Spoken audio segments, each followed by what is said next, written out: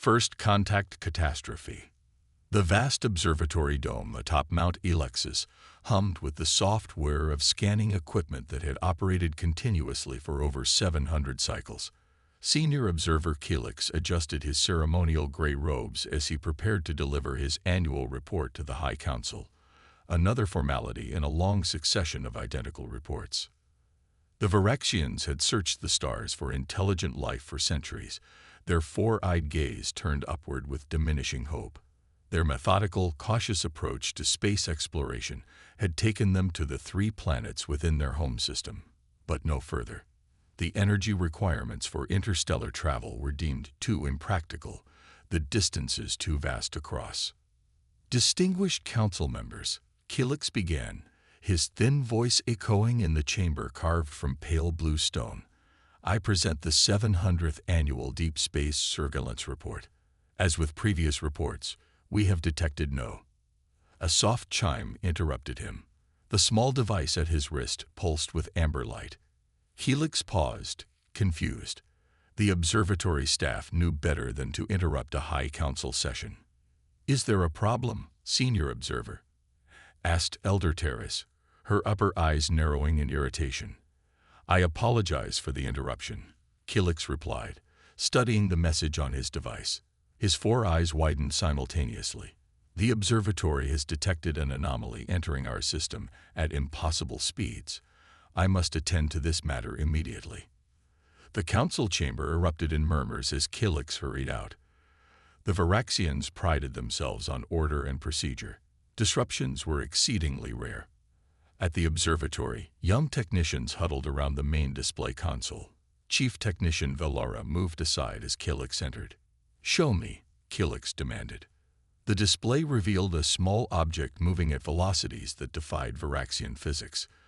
The object was decelerating rapidly, its trajectory bringing it toward Varax's second colony world. It cannot be natural, Velara said, her voice trembling with excitement. The energy signature suggests artificial propulsion, but nothing in our records matches this configuration. Have you contacted Colony Dualis? Kelix asked. Yes, Senior Observer. They report visual confirmation. It appears to be a vessel of some kind, but unlike anything we've constructed. Its design is inefficient, angular, with external propulsion systems. Kelix stared at the screen as the computer enhanced the image. A ship, he whispered. From where? Unknown, but it appears damaged. Its course is erratic, and it's emitting radiation patterns that our sensors cannot classify. Alert the Defense Ministry, Kelix ordered, and prepare my shuttle. I'm going to Colony Dualis. 12 light minutes away, the human vessel Hyperion tumbled through space, trailing a plume of plasma and debris. On the bridge, Captain Elena Vasquez clung to her command chair as the ship shuddered violently. Status report, she shouted over the blaring alarms. Chief Engineer Raj Patel's voice came through the comm system, strained and urgent. The experimental drive overloaded during the transition. We're venting plasma from the containment chamber, and the quantum field is collapsing. Can you stabilize it? Vasquez demanded. Not without shutting down completely for repairs. If we do that, we lose life support. Vasquez turned to her navigation officer. Marcus Options. Lieutenant Marcus Chen studied his displays. We've emerged near an uncharted star system. There's a terrestrial planet within range. Atmosphere thin but breathable. Any signs of civilization? Chen adjusted his scanners, then looked up in shock. Captain, I'm detecting artificial structures and energy signatures. There's someone down there. A heavy silence fell over the bridge. Humanity had spent decades searching for intelligent life beyond Earth. They had found microbes, fossilized remnants of extinct civilizations, but never a living, technological species. Now they had found one, just as their ship was about to crash into their world.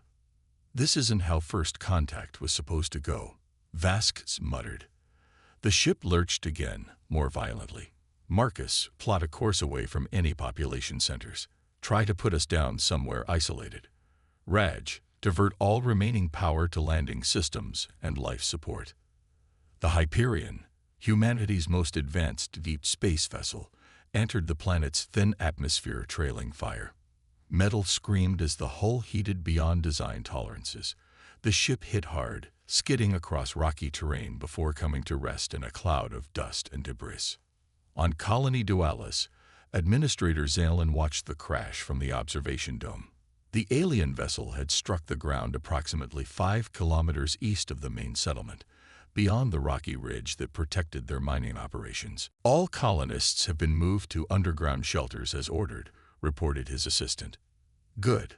Maintain defense systems at ready status. What about the radiation? Our sensors indicate an unknown form of energetic particles spreading from the crash site. Analysis suggests it could be harmful to Varaxian physiology. Zalen felt the weight of responsibility settle on his shoulders. After 7 centuries of believing themselves alone in the universe, the Varaxians were facing an unprecedented situation. Prepare an intercept team, he ordered. Minimal personnel, maximum environmental protection. I want to know what we're dealing with before Senior Observer Kilix arrives. On the damaged Hyperion, Captain Vasquez helped her injured communications officer from beneath a fallen console. The bridge was in ruins, emergency lighting casting everything in an eerie red glow. All sections, report, she called over the ship-wide comm. The reports came in slowly.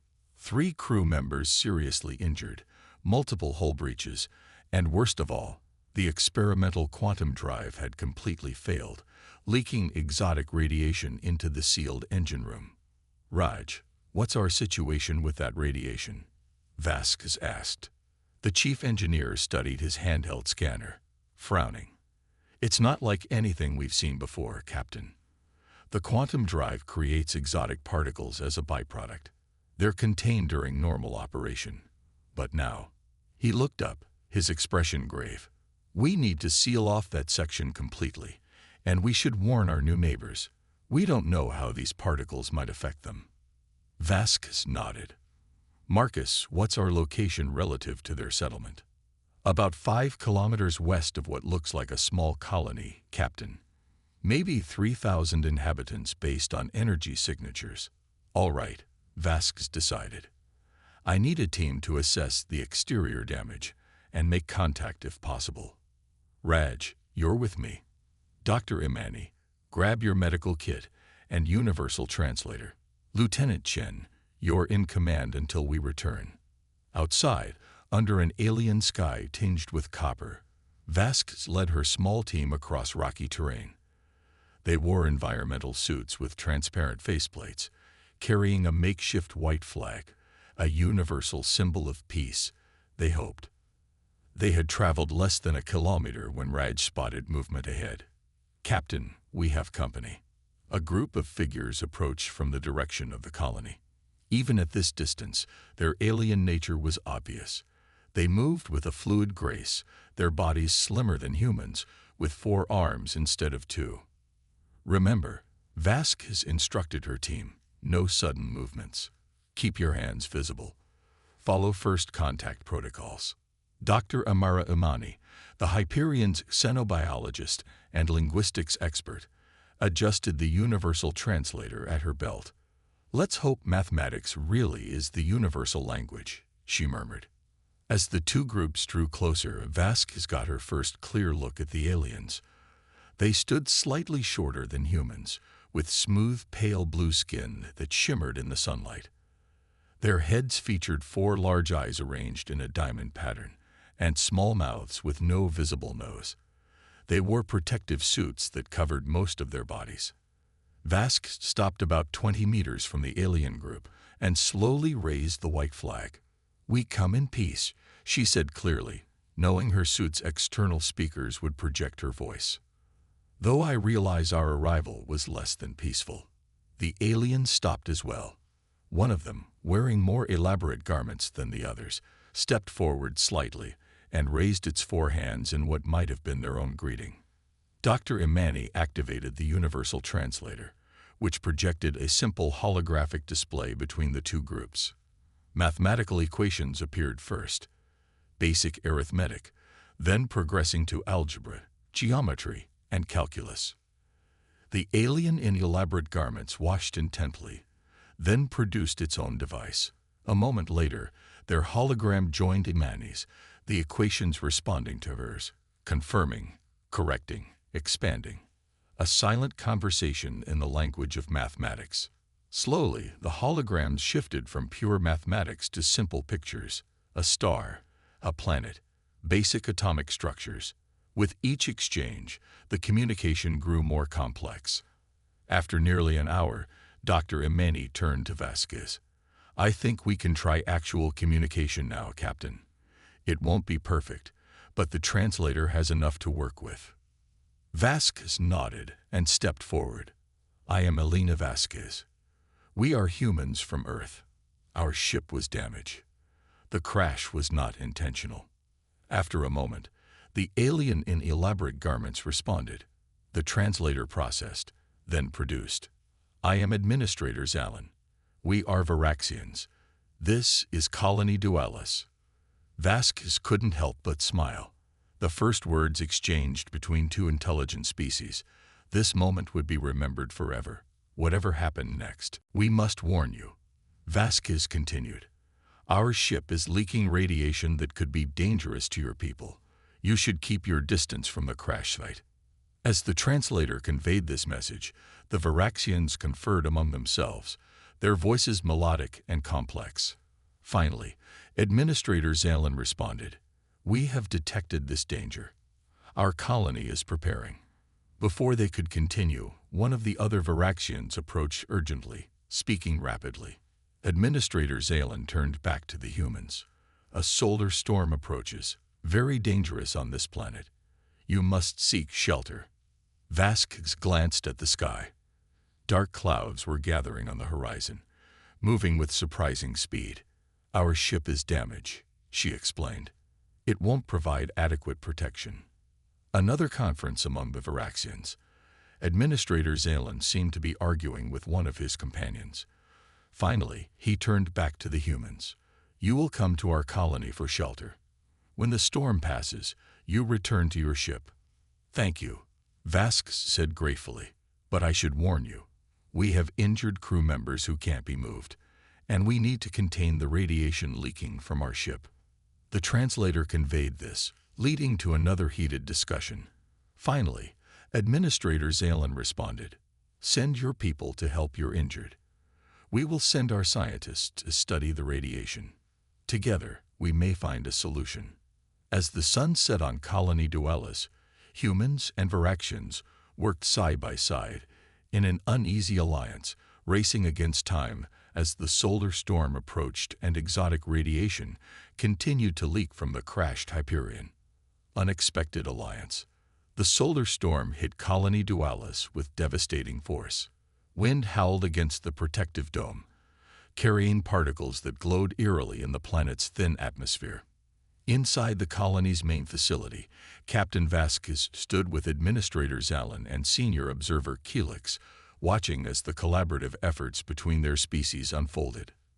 Dr. Imani worked with Varaxian medical personnel, treating injured Hyperion crew members while explaining human physiology. Chief Engineer Raj collaborated with Varaxian scientists, trying to understand the exotic particles leaking from the damaged quantum drive. In 700 cycles, Senior Observer Kelix said through the increasingly accurate translator, "We believed ourselves alone. We sent signals to the stars. No answer came." "We were looking too," Vasquez replied. "All this time, we were both searching. Yet you found us by accident." Kelix noted, his upper eyes blinking in what Vasquez was beginning to recognize as amusement. "Sometimes the greatest discoveries happen that way," she said with a slight smile. Outside, the storm intensified. The colony structures groaned under the assault of wind and debris. Suddenly, an alarm sounded throughout the facility. "Eastern shield failing," announced a Varaxian technician. "Storm damage to generator." Administrator Zalin moved quickly to a control panel. "Divert power from secondary systems." "Not enough," the technician replied. "Shield will fail in 10 minutes. Eastern Quadrant will be exposed. Vasquez exchanged glances with Raj, who had looked up from his work with the Varaxian scientists. "We can help," she said firmly. "The Hyperion's emergency generators are still functional." Zalin's 4 eyes focused on Vasquez. "Your technology caused this danger, and our technology will help fix it," Vasquez countered. "Let us give it." After a moment's hesitation, Administrator Zalin nodded. "Very well." Raj quickly organized a team of human engineers and Varaxian technicians. They raced against time, integrating the Hyperion's emergency generators with the colony's power grid. The integration was challenging.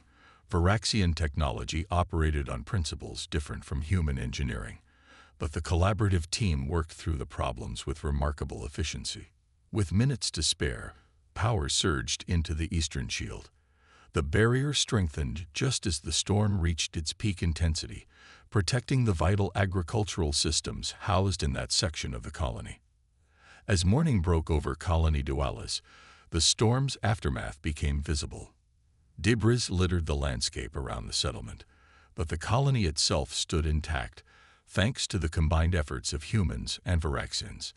In the colony's main hall, Captain Vasquez sat across from Senior Observer Kelix and Administrator Zalin. The translator device between them had been improved overnight, with Dr. Imani and the Varaxian linguists working tirelessly to expand its vocabulary. "Your quick action saved many lives," Kelix acknowledged, his 4 eyes studying Vasquez with open curiosity. "The Eastern Quadrant houses our agricultural systems. Without them, the colony would face food shortages." "We're glad we could help," Vasquez said. "And we appreciate the shelter for our injured crew." "A fair exchange," Zalin said.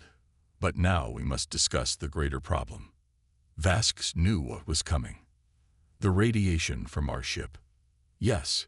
Kelix leaned forward slightly. "Our scientists have studied the readings. These exotic particles are unlike anything in our knowledge. They are spreading through our atmosphere, and tests suggest they will be harmful to our biology. We're working on containment solutions," Vasquez assured them.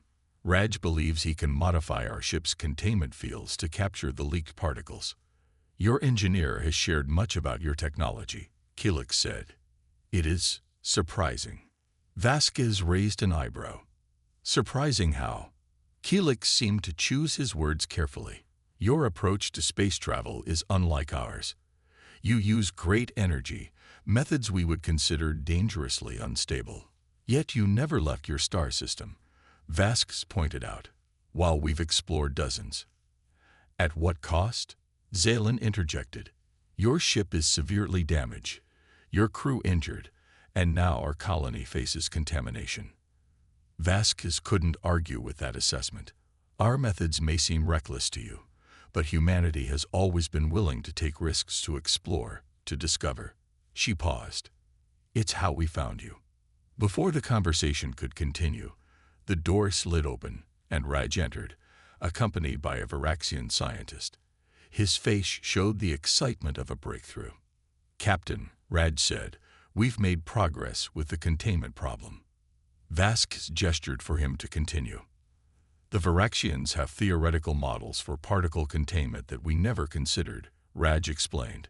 "They're based on completely different physics principles than what we use. And while they never built actual containment fields this powerful because they never needed them, our energy systems are designed for efficiency, not the power levels your ship requires," added the Varaxian scientist.